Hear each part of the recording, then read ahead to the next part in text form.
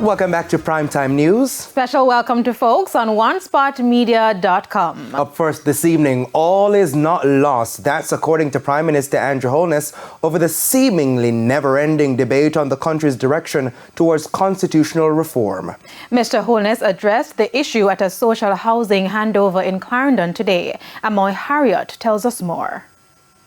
Opposition leader Mark Golding at a press conference earlier this month. In my view, the entire reform process has been flawed. And that has been his view ever since. It's been over a week since the opposition declared it will not be signing off on the constitutional reform report, leaving the process at a stalemate. But Prime Minister Andrew Holness is still optimistic. I don't see this as a failure or an end to the process. I see this as part of the process. And my job is to make it possible to work towards consensus. The impasse has led to a public political tug-of-war.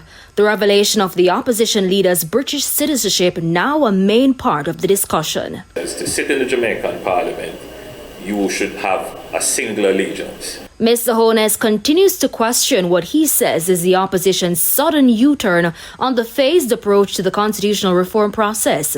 It was an idea that was supported by the opposition at the time. In fact, the position of the opposition then was that there is agreement and therefore the government should go ahead. In fact, the view was, as expressed in letters to the Minister of Constitutional Reform from the leader of the opposition, is that we don't need to establish a committee to review the work that was done before on the move towards reforming our constitution and becoming a republic. We should just go ahead and do it. The Prime Minister says before now he deliberately remained silent on the matter. I wouldn't want any views that I may express be used as an excuse not to participate. So I left it up to those persons who were appointed to review, and they will tell you that they were able to do their job without any political interference. My views did not influence their views whatsoever. It's left to be seen if the government and opposition will arrive at a common ground to determine the governance architecture of the country. Amoy Harriott, TVJ News.